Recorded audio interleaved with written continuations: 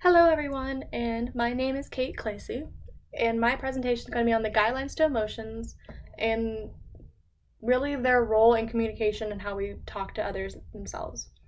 I really wanted to do this because I've personally, and I'm sure other people have as well, had the experience where we're faced with this specific task or this specific thing that we don't know how we're supposed to feel about it, and yet we're in the public eye that we don't think that it might be okay to express your feelings about this certain scenario.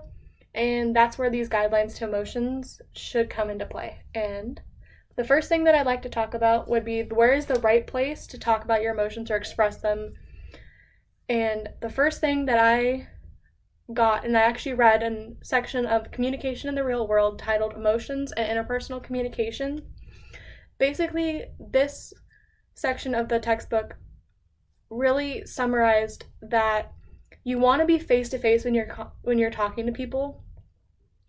Even something as simple as writing a letter can be misconstrued, and that's the biggest thing that they talk about, is that face to face communication avoids mixed messages because you're looking at the body language, you're looking at the posture, you're looking at the tilt of the head when they're talking about. You want to make sure that something is genuine, and talking face to face is the biggest and best way that you can figure this out. It also wrote that it has benefits for yourself and the other party if you talk face to face with somebody. You're not given the extra stress that you're trying to figure out, what is there going to be the reply? What is going to be the reply? How are they going to think, maybe did I write this wrong? No, because you're not waiting for that response from others, so you're not needing that stress to be added onto you. Another thing, the biggest thing that you can do is make sure you're in a judgment-free zone. If you really think about it, you don't want to be in a place where you're feeling you can't be completely yourself and you can't explain everything that you want to for fear of them misunderstanding you, or really if anything can go wrong, you don't want to be in that place where you feel like that can't happen at all. Another thing is, when is the right time to express these emotions or to feel this way, or really in general, when is the right time to be able to let loose in front of people? So the biggest thing is that you don't want to be doing it right after you realize that you're feeling the emotion.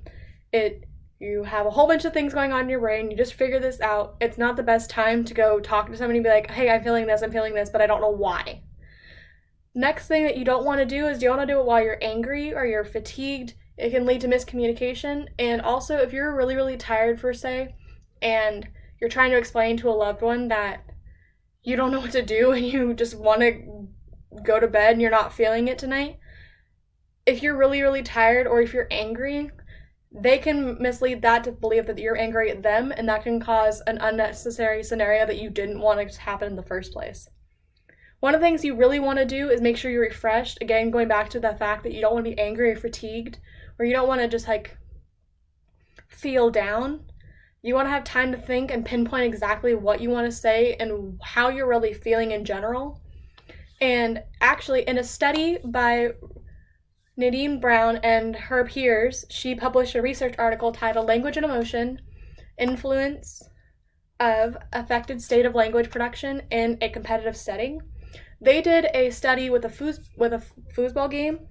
Of course, at the end of the game, there was a winning and a losing.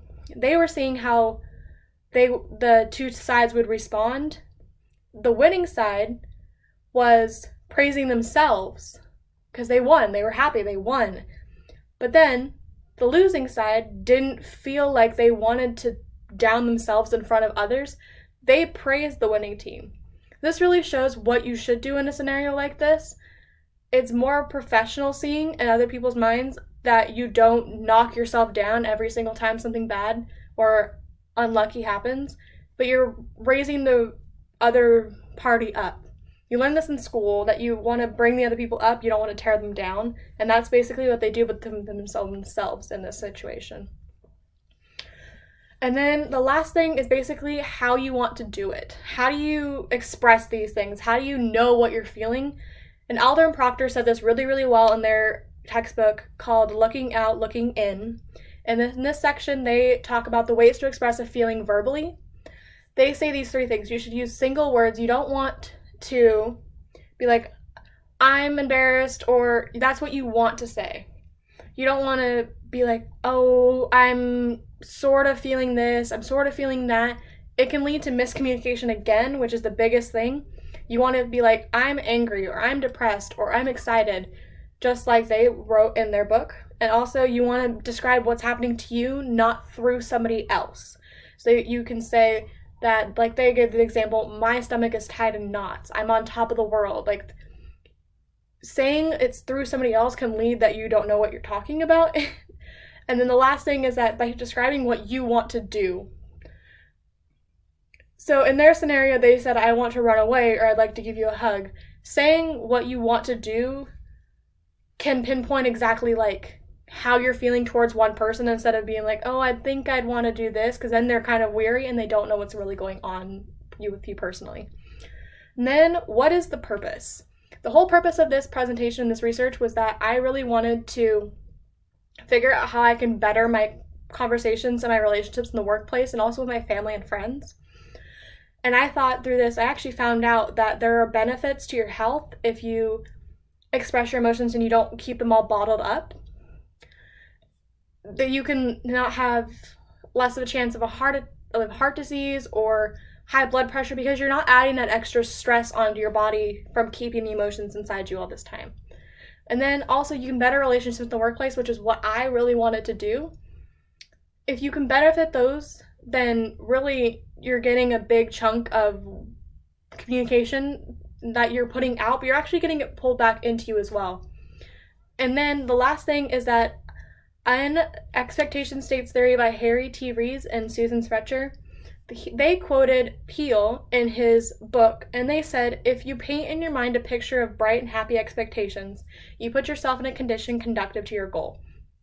This really brings out the whole fact of this presentation, is that if you put yourself in the mindset that you can do this and that you understand what you're feeling, you're able to be more productive and more achievable of your own goal itself. And that's the biggest point of this presentation. Thank you very much for listening, and I hope you enjoyed.